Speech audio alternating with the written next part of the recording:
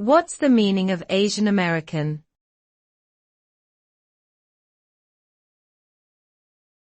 Asian American.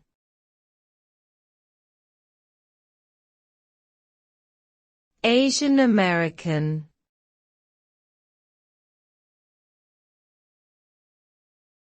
Asian American.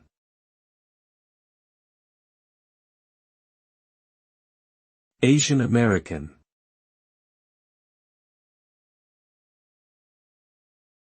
Asian American is a term used to describe individuals who are of Asian descent and were born or are naturalized citizens of the United States.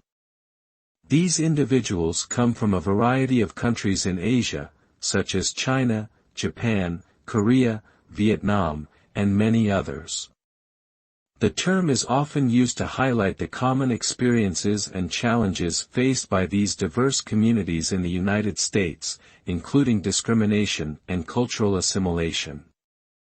The Asian American community is one of the fastest-growing ethnic groups in the U.S. and has made significant contributions to American society and culture.